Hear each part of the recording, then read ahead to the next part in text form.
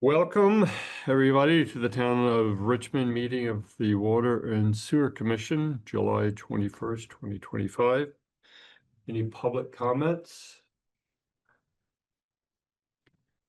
All right, no public comments. Moving right along. Any additions, deletions, or modifications to the agenda? No modifications, changes, or deletions. First up, approval of minutes from July 7th and July 14th. Mr. Chairman, move to approve the minutes from July 7th as presented. Have a second. I'll second it. Thank you. Bart? Lord, any discussion? If there's any discussion, please state how you would like to vote. Bart, aye. David, I. Jay, aye. Morgan, aye. Motion passes. Minutes from the 14th of July. That was the one that only three of us who were. That was the who were special three of us meeting. who were present. It was Aaron. You two. Then we're not gonna be able And it was to, Aaron too. then we're not gonna be able to approve them tonight. That's right. Good point. All right, thank you very much. Okay, we will punt on that one. Put it on the next meeting. Okay. Okay. Items for presentation and discussion. First up, recognition of, Purchase orders and warrants. oh, I'm sorry. I always like jumping. before. So I just want to make sure we don't spend it. Like we did last week for the select board. So we have two warrants, warrant number 22673 for 377360 and 37 cents, and warrant 22669 for 2068 and 86 cents. Morgan, this is David. Move to approve the warrants as presented. This is Bart, I'll second that. Any discussion on the warrants? No. All right, no discussion. Please state how you want to vote. Bart, aye. David, I. Jay, aye. Morgan, aye. Motion passes for the warrants as presented. It's warrants, no purchase orders. All right. First up, recognition of new one-year terms for all commission members. So every year, it's 1-year terms, for all the commission members. There are 3 seats reserved for the select board members and 2 seats reserved for customers of the water and sewer system. The select board considered applications to the commission at the last meeting. There were only 2 applications from customers. Those were Morgan and Aaron, who currently serve on the commission. They were reappointed. And the board decided to reappoint the same 3 members, Jay, David, and Bard, on the select board to serve on the commission. So we'll just recognize we're in a new commission, which is the same as the old. Hey. Kick out the old, bring in the new. Thank you for your confidence. All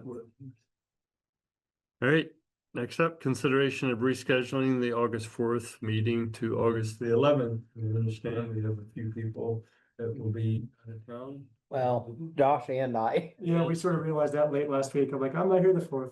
He's like, oh, neither am I. So you could carry on without us if you wanted to, or you could pump it to the 11th. If you wanted to pump to the 11th, I would still get the whole thing warned and out by next Thursday, because I'll be off Friday as well. Just wait a week for the meeting. Will everybody be here on the 11th? I don't seem to have any conflicts. David? Probably here. Or- good. Okay, I'll be here. We don't know about Erin, but she runs a farm, so so she probably will be here. Okay, do we need a motion for that? You could have a motion just to make it official. Would anybody like to make? This is a mo- Bart, move to reschedule the August 4th Water Sewer Commission meeting to August 11th, the same bat time, same bat location. This is David. I'll second. No, that's gotta be bat second. I'll bat second. Okay, no further discussion. Please state your vote. Bart, aye. David, I. Jay, aye. We're gonna motion passing. We'll be moving that meeting.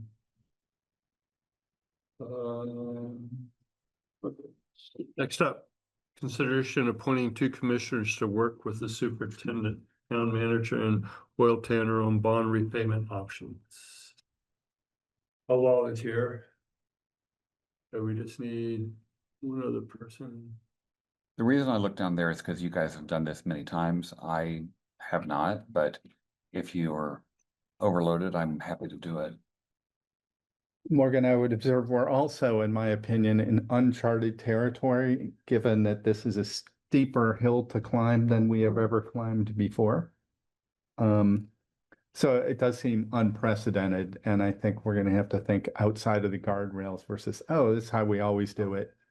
Both in terms of cost and the method of repaying.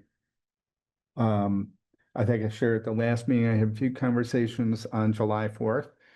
And it was somewhat intriguing that of the people I talked to, less than 100% rejected the idea out of hand that other taxpayers might pay something.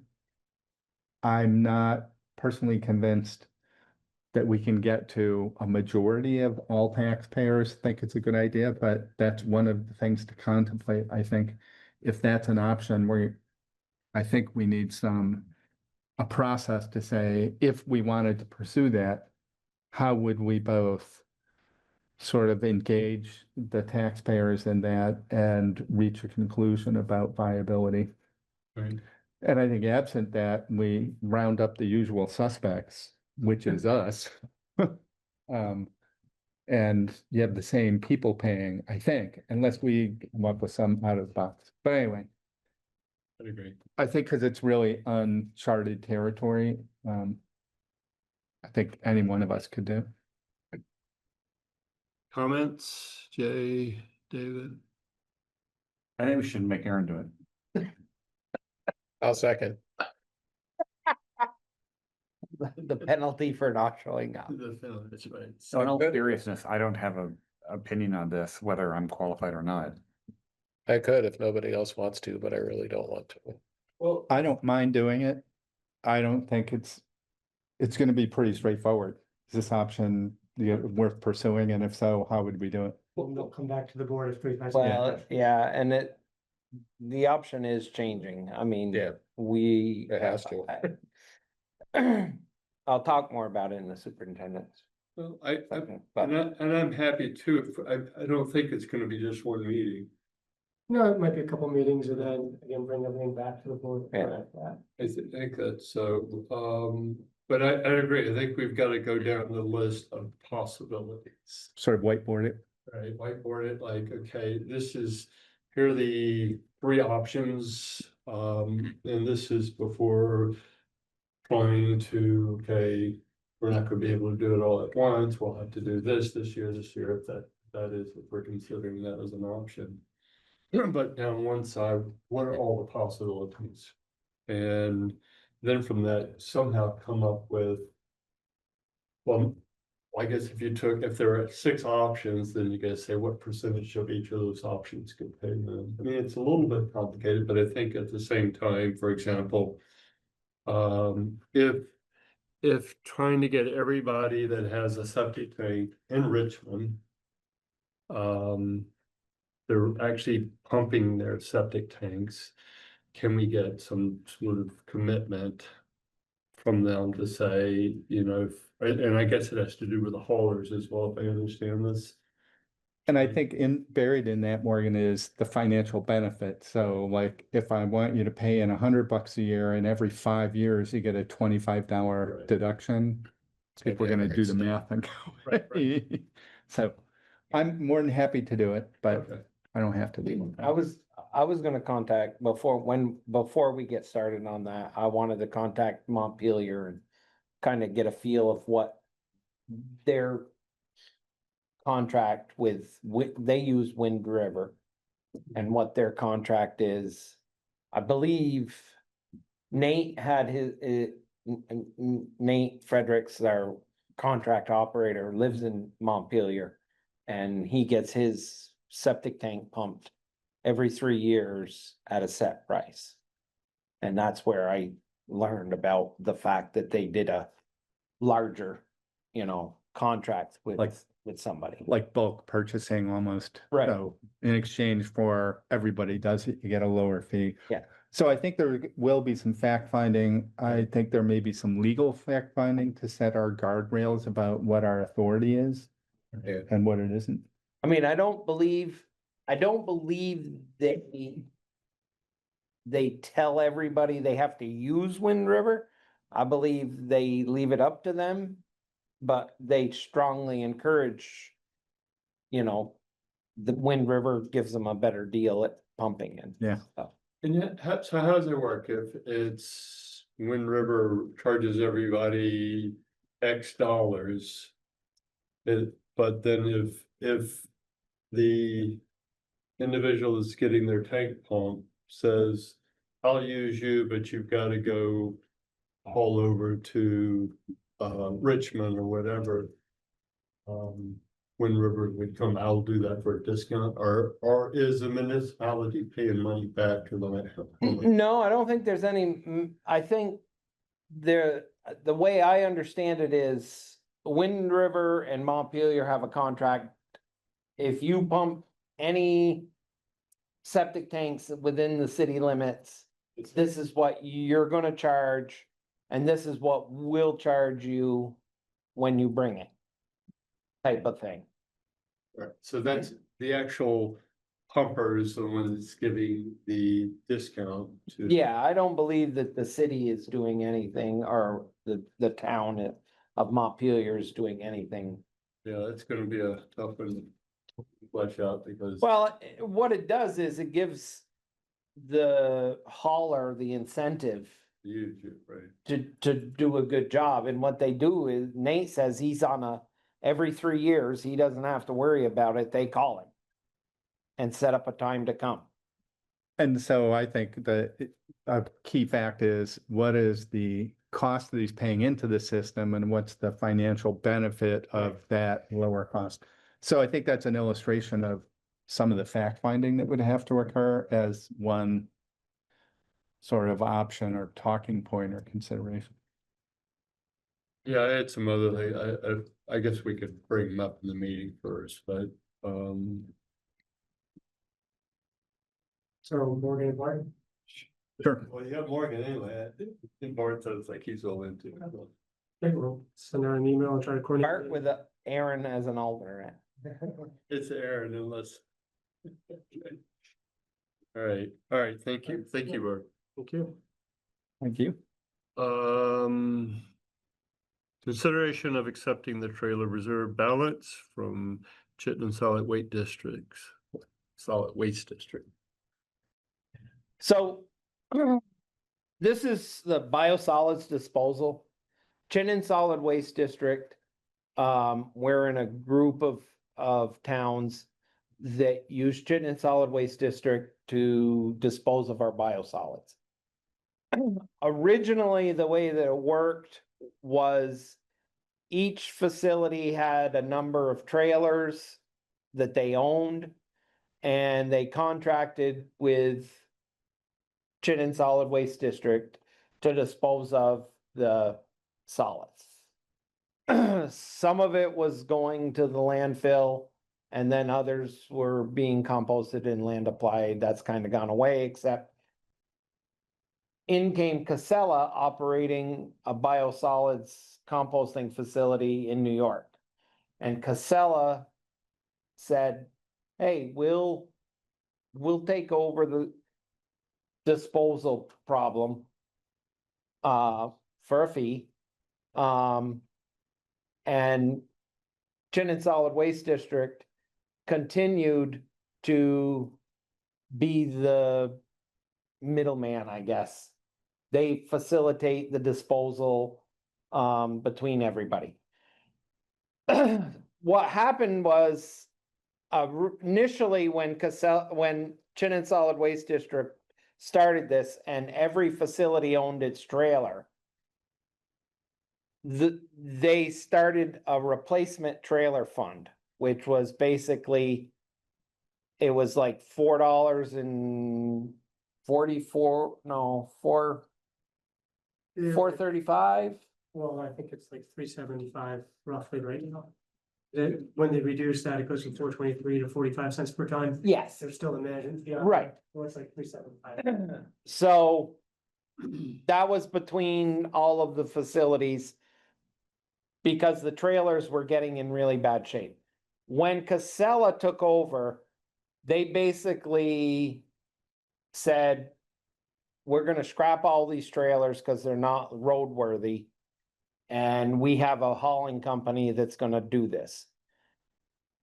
Chittenden Solid Waste District basically kept putting money into the fund and charging us and putting money into this fund. And now they're at the point where they feel Casella's deal is working. They want to get rid out of the managing of our money, basically. So they're gonna drop the price down to like 44 cents, 43 cents. And they want to give back the money for the replacement cost of the trailers that's been accumulated. Our share is basically 35, 33. 30,855.08. Might be a little higher now because we've probably paid a few other fees. Yeah. But basically, I think we should keep that in a trailer reserve. And my justification is there are rumblings of Casella getting out of this business of solids disposal.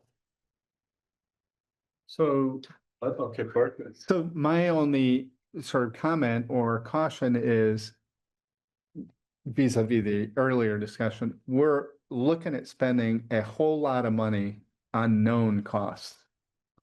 Like whether we spend 23 million or 10 million, it's huge money.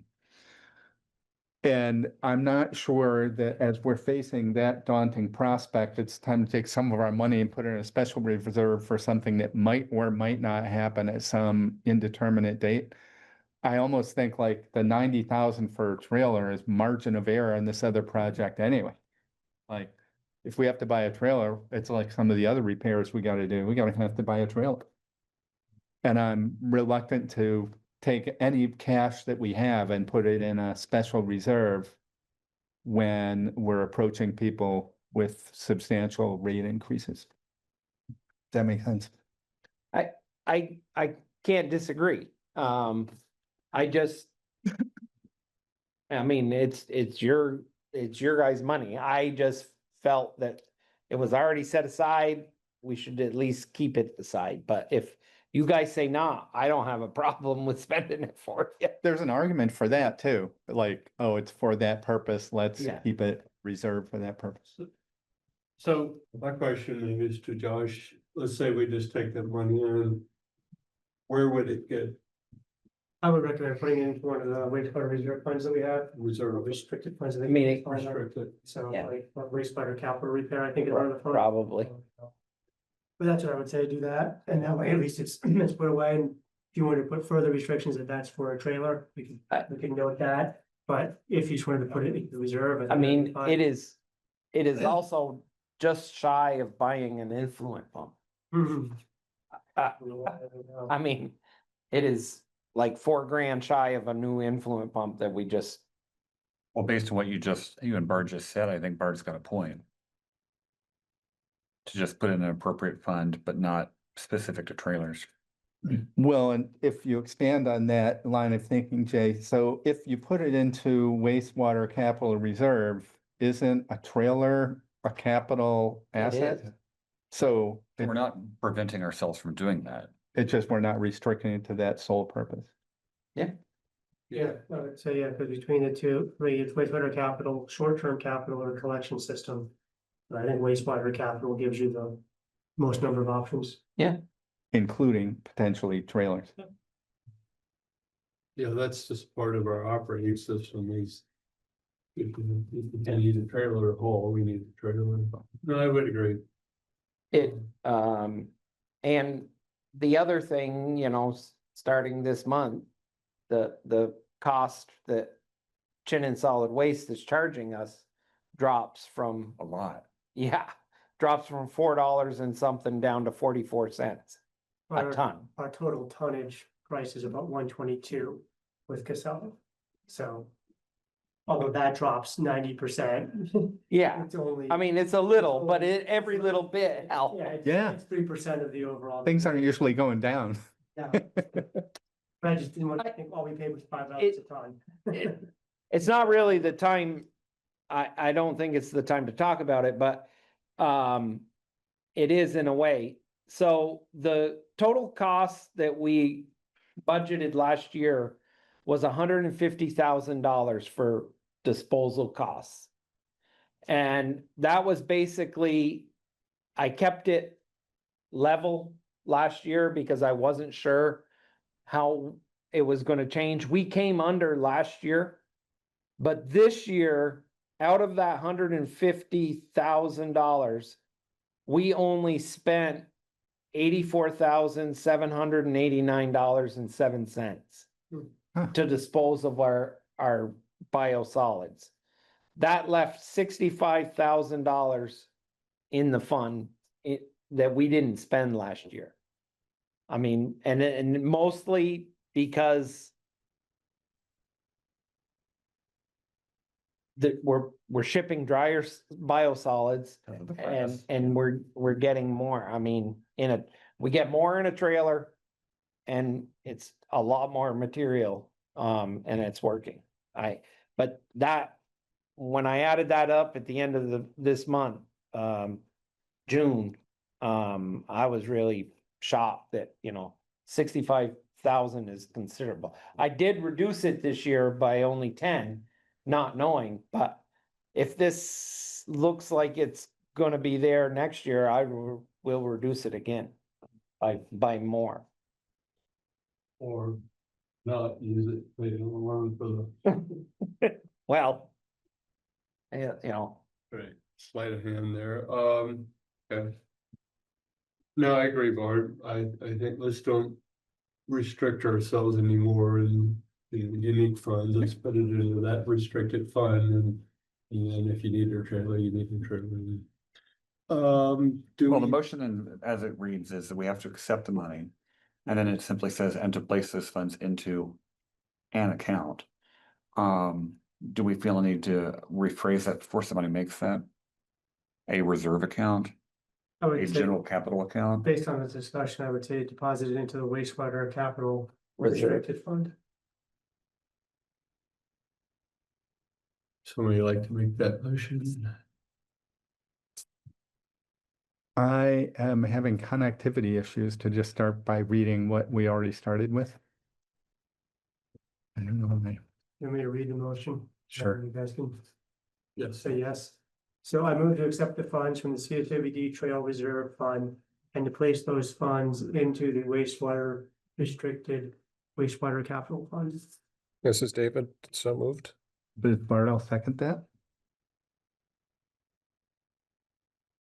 All right, any further discussion? Bart, aye. David, I. Saying aye. Morgan, aye, motion passes. Thank you. All right. Summary of meeting to discuss Tilden Avenue, Bridge Street and Cochran Road water line. Who would like to lead that? So we held the meeting last week to go over the whole project. One of the main points of the meeting was to explain the easements that we need for curb stops and hydrants. We've only had, I think, 3 people that we need easements from out of the 22 that attended the meeting. But nonetheless, it was a good discussion, and I think we also addressed potentially an address issue up on Tilden Ave that Tyler, the engineer, is going to be looking into. But now I think we need to discuss next steps for communicating to all 22 people that we need easements from them and to show them the easement. So far, they've all received a letter, but only 3 of them showed up. So now I think we need to do a little bit more direct outreach. Steve had mentioned maybe going door to door with Tyler and talking to people and sort of showing them on their lawn, this is where it's going to be. And then giving them the easement person rather than just mailing the easement might be a little bit more of a personal touch. I mean, I thought that if we're there, we mark it out with a little paint, they can look at it, they can give them the easement, explain what it's for. Will come across much better than a letter or anything else. We didn't wanna just paint people's lawns. we'd prefer to, knock on the door and get somebody there.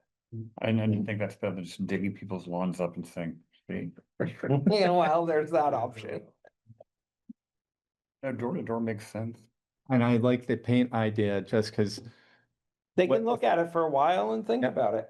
and if I understood some of it, the Tilden Avenue, for those of you who are not familiar with it, doesn't have enough space on the road for all the properties that exist there. So, Morgan's property doesn't well, no, not Morgan's property, Melissa's property. so some of the properties have been surveyed and many of them haven't. It's just sort of. So I think it's appropriate to be a little cautious about exactly where these things are, if you're not confident about where the landmarks are, or survey posts, like just putting a little post or paint in the lawn seems like a nice thing to do. Great. But not until we talk to the people. I didn't want to Yes. spray paint something's line. Right. They come home and they're like, what? Yeah, Well, that's where Doug and Gavin come in here, guys. oh, they love to rub the spray can. Okay, and that's just those easements are like a one letter legal agreement? Yeah, I think they're One page. 2 pages maybe, they're a little longer, but they're not super long. But trying to get 22 of them is gonna take some time anymore. Even though these easements are fairly straightforward, I imagine that we'll run into a decent amount of questions and probably some requests. There's anytime you're asking for something from somebody, there's a chance they're gonna And ask we- for something else. So we'll, I mean, we have one request already over on Bridge Street that, they're looking into what size stub they would like us to leave for a development that they want to do on the. Oh, yeah. corner. So, it just makes sense to put the stub in now and not have to dig the road up 2 Yeah. years later or whatever. So they were looking into the number of units. They said upward of 20. Are able to go there. They had like 15 different options they were thinking of. But- That brings up a question, if normally we would pay for the stub, right? No, if they came to us and said, we're putting in the development.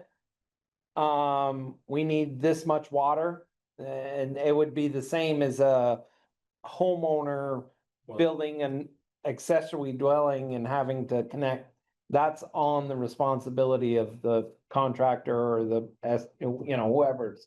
Fees in the permit application. Yeah. Okay. Just a contextual question, remind me, some of the infrastructure over in Tilden anyway is pretty outdated or pretty old. And it's also funky with the width of the road or right away, right? Yeah, that's what makes that one. Tyler said that's a 2.5 rod road. And normal roads are 3. So that's why it makes that many more easements having to be done on there. There's not room enough to get the curb stops out of the travel lanes. Is it possible that we currently have infrastructure outside of the right of way? It Yeah, just never pretty had sure we do. easements, it's just like, Right. that's what you did 100 years ago, But right? now they That's where the current curb stops are and for hydrants. Yeah, It's just, That's my, yeah, yeah. I guess in order to get the funding from the state, they require that we have clean. easements going forward, which makes sense. So part of that is the conversation with people. There's some of the stuff is already there. Right, Just at the time, easements weren't a thing. You just put it in and people were glad to have water and sewer. and so that's where the state. conversation of, here's your current one, Yeah, we're just giving you a new one over here, yeah. is basically. But the state to get the loan needs. Right. They need to, see that everything is town controlled through easement or right away. And I'm sorry I wasn't there because I was out of state, but are we removing the old infrastructure as part of it as well? Not the lines usually stay in place, but all of major valves and stuff, I'm desperately gonna make sure are removed. That's the problem with a lot of the infrastructure. The new stuff was laid in, but the old stuff wasn't removed. Right, it's pretty crowded down there. Well, on on Route 2, I made sure when they were doing it, that anytime they came along and they abandoned pipes or abandoned stuff, we removed it. I had them remove it. It was no extra cost. They were right there. They were already down to it anyway. They just took it out. But there are other places in town where there are valves and stuff in place that I know don't work, don't do things, and we're trying to get rid of those as we go, so. In this, I will be very diligent to make sure the assets that come to the surface are gone. The curb stops, the valves and stuff like that, make sure they're pulled down, cause they're supposed to be. The Cool. main pipe can stay. So it'd be more disruptive to tear. it Correct. Than to just leave it. There's no reason to take it out. Right. Not this round. Next one, okay. Any other further discussion? No, all right. All right. Consideration of recommending that the select board accept loan for the Tilden Avenue, Bridge Street and Cochran Road Water Replacement Project.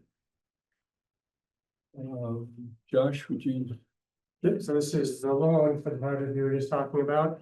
It does come with 50% forgiveness. It's a $1.9 million loan as voted on in the bond vote just now 2 years ago.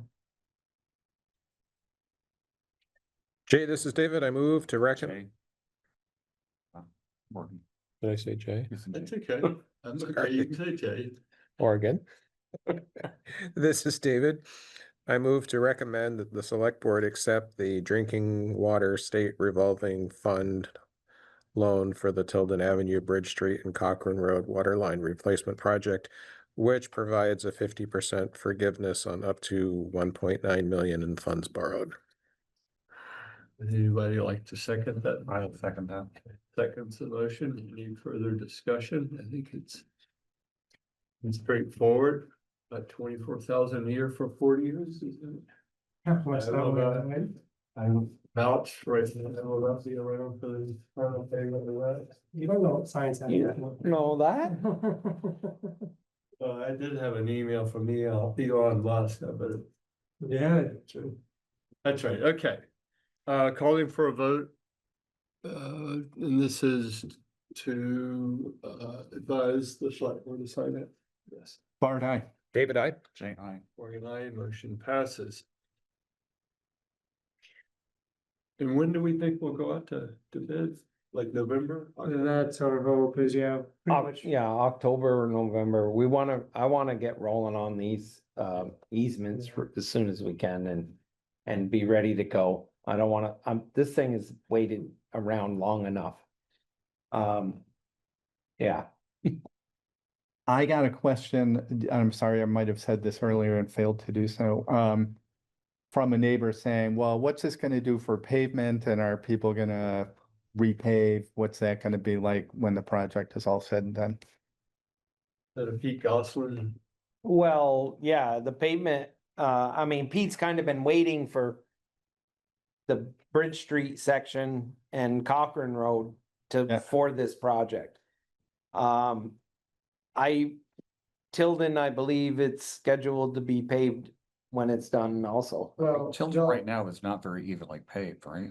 Well, it's had some water main Right. breaks that we've had to dig up. Right. Well, in terms of my longevity there, the first 10 years, it was all crumbly puddles.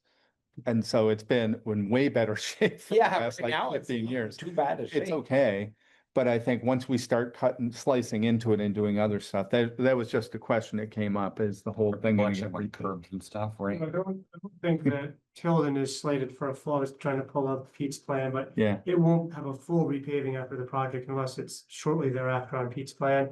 What they'll do is they'll pave the trench that they dig. Okay. Whereas, Bridge and Cochran, the plan would be, they would do that in the spring. And then I think they're gonna pave a little bit of a wider trench just to sort of even it out. But then that would be spring of 26. Then I think spring of 27, let it settle for a winter. Then Pete would come by, mill it all down and do a full final paving of Bridge and Cochran, early part of 27. so I think that's the point of the question. If I recall correctly, there's 3 sections where there were leaks or like surface disruptions. Yeah, And you can kind of tell it when you drive, or especially if you skateboard well, across it. And so if there's gonna end up being like 8 or 10 of those, I think we'll expect to hear from people, hey, it's like really disrupted the pavement. So yeah, that's just on the radar, I guess. Yeah, it is interesting, they're right in front of our house or closer to the Chakowski, there was this really bad heat for a while, I haven't seen that for a number of years, but that's where the break was, where the fire hydrant, and then up towards Christie's house, the Witters. Okay, So everybody on that street, it's the one, Christie and so forth. Sean doesn't count, you don't count. no, Okay. that's fine by me. So looking at Pete's plan, it says Tilden Ave is scheduled for FY 27. So summer of 26. So that, we actually, if we're gonna do this in 26, that might then get bumped, assuming we're still on this plan, which I think we are. That might then get bumped to the spring of 27, unless the full level bridge is operating. But yeah, we'll loop in with Pete to make sure that we stay on his plan. But Cochran was supposed to be the first. Or to, Well, Cochran, I think Cochran and Bridge, he wanted to do. a He's couple of wanted to years do ago, those several but years. Waiting, knowing that this is coming. And so what we had a conversation with him and the engineer about was, you know, if this really doesn't get done till the spring, does it make sense to try to do it in the fall? Or do we just do I think we're gonna do a more robust paving after the project, which will be paid for partially by the highway department for anything wider. And then let it settle for a winter, because Right. you wanna let anything like that settle for a little bit longer, and then come back a year later and do a full paving of Bridge Street. That's right. So it'll be, 27. and then the one section that I did not realize was not included in this is Huntington Road. So from the intersection of Bridge. Cochran and Bridge. Basically, that section in front of Stone Corral, down to Stone Corral. That is the last section of really old pipe left in the system that really should get done. And I mean, we should. I don't know why it didn't get included, because the price of having that done by itself while they were already there would have. I don't understand it. I assumed that it was included, but it is not. I think Tyler does have an explanation, I think it had something to do with this funding structure, but I don't understand. Yeah, it was the way, I believe it was how it had, how the holes had started. It wasn't included in the beginning. They tried to roll it in after the whole project had started. It should, in my eyes, it should have been included in the whole project.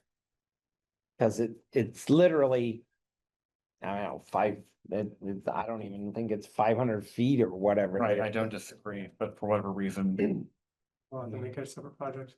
It is the Yeah. it is the only section in town where a resident has a galvanized service Right. still. and that's the house across from the Stone Corral? Yeah, it's one of those houses there. I don't know. I'd have to look which one, but it's one of those houses. How big, we're talking water or sewer there?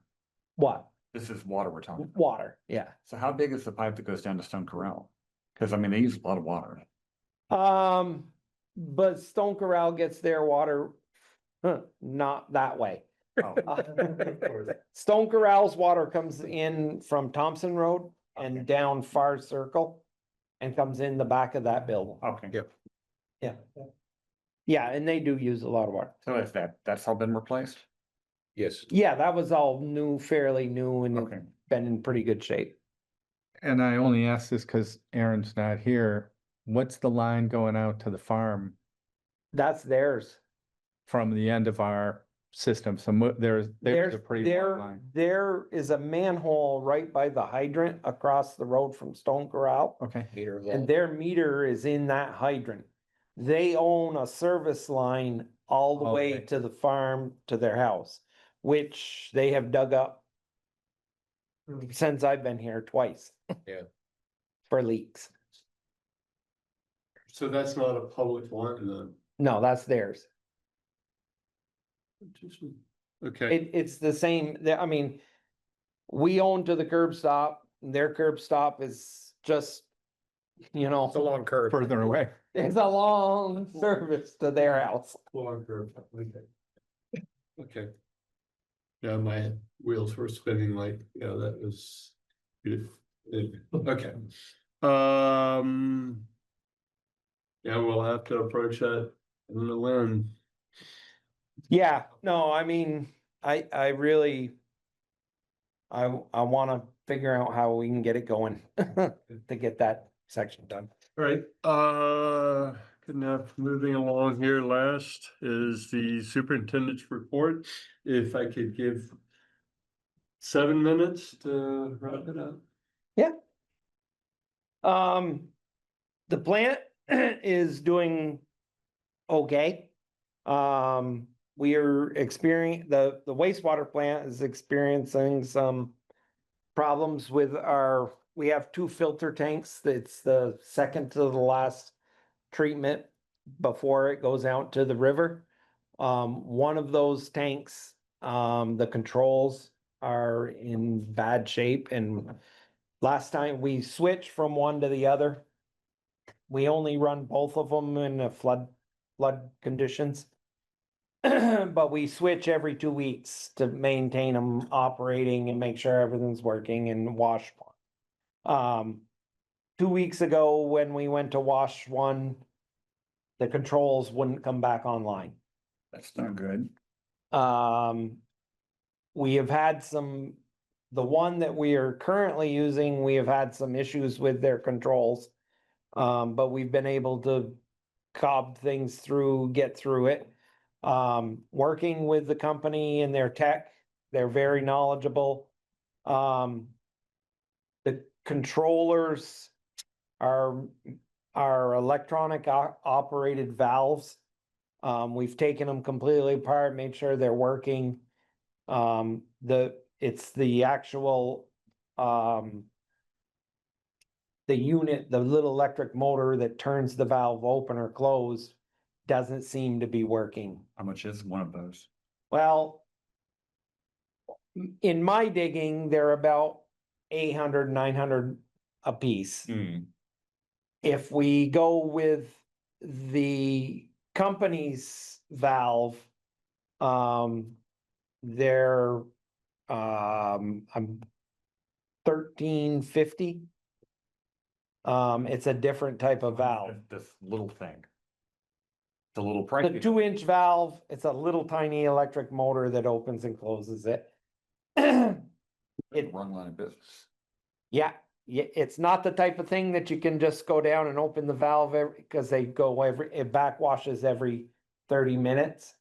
And then it does a sludge removal, which the other valve has to open, every 15. So it's not something that we can just run down and open and close every, Yeah. It's like a just zone doesn't valve work. in a heating system. Okay. So we're looking into, I've got, Dan Pratt coming to do some assessment. When I called him to talk to him about them, he said that they had been problems from day one which didn't make me very happy, but, he said that they have just been a nightmare for everybody. The water plant, the wastewater plant, we cleaned, the digester out. We took a little over 25 tons out of solids again. In doing so, we did a really in-depth measurement and look at all of the aerators that are down there. We have talked with the engineer. She is putting together 3 quotes for us. We think we can do the work, change the aerators. Those aerators that are in there are original from 1972 startup. And that's the reason that our solids it's not mixing right. And that's what's causing the solids. We cleaned this tank in August of last year and took out about the same amount of solids. And there's no reason that the solids should be accumulating back in there. It's the aeration is not mixing it right. What's, do we know what the anticipated lifespan of the aerators is? The one that's in there, Yeah. I mean, it's been there since 1972. How I can long tell do you think from it- looking at them, they're not in good shape. I don't know what the lifespan is. We just finished a project of changing them out, the aerators, they're a different kind, but the aeration in the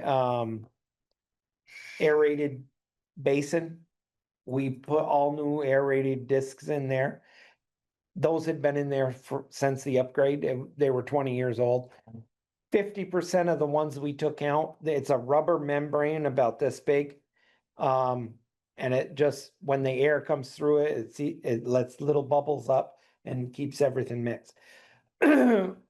Half of those were ripped open, had, rips in them where so it wasn't working properly, causing the blowers to have to work overtime.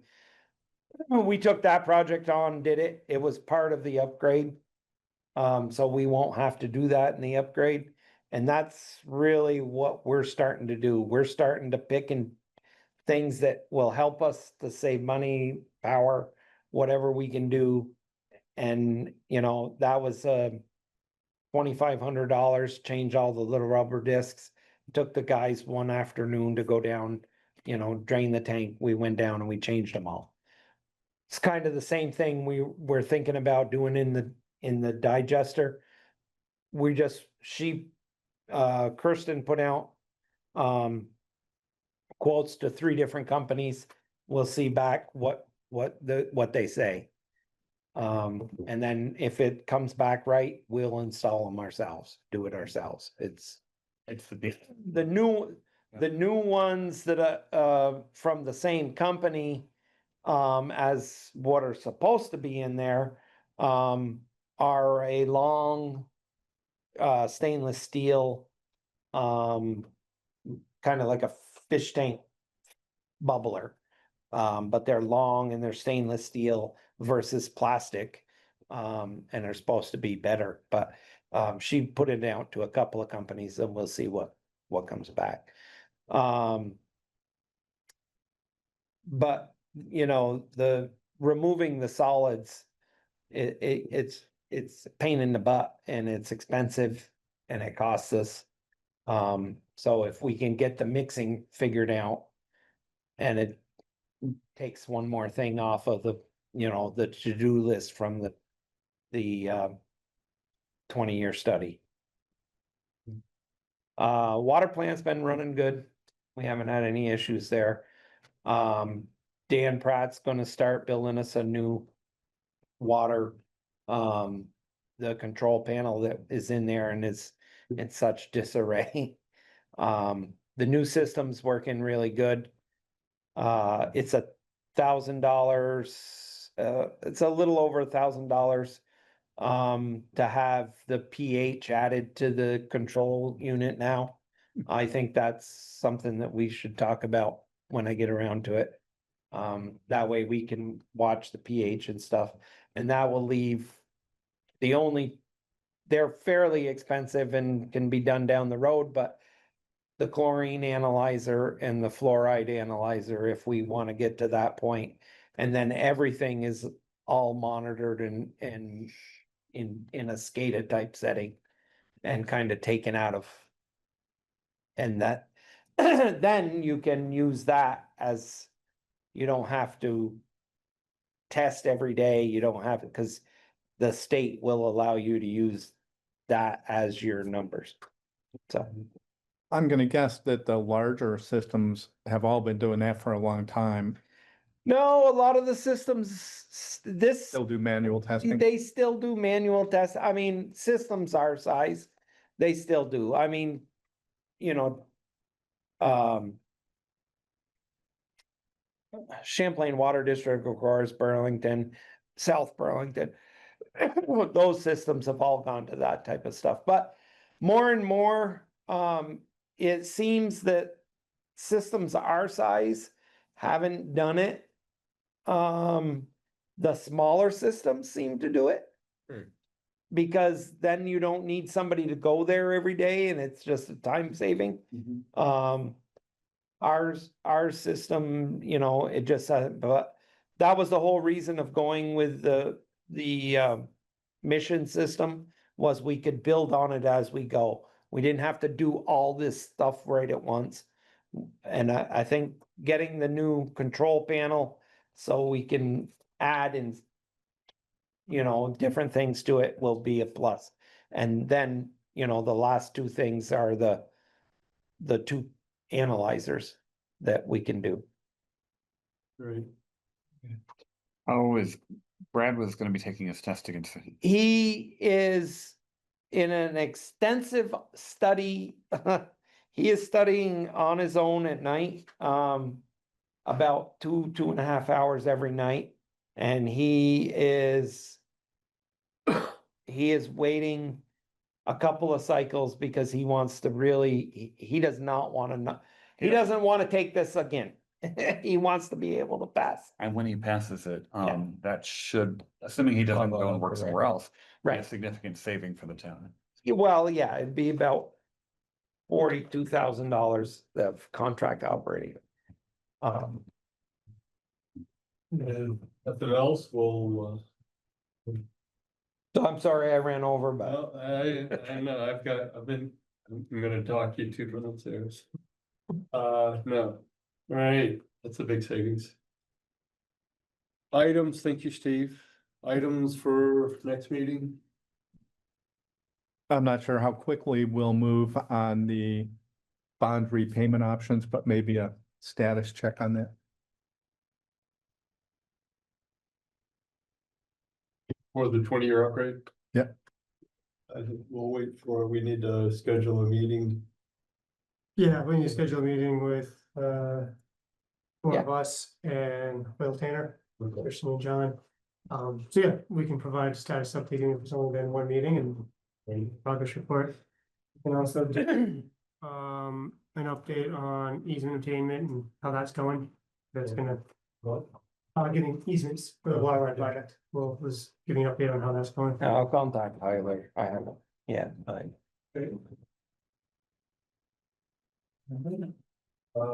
of course approval of the minutes from 7/14. Yeah, got that? And sure there'll be other things that'll come up. Most definitely. Okay. Okay. Well, Mr. Chairman, move to adjourn. Second, hey, calling for a vote, please state how you vote. Bart, aye? David, I. Say aye. Green light, motion passes, meeting adjourned. Thank you, everybody. Thank you.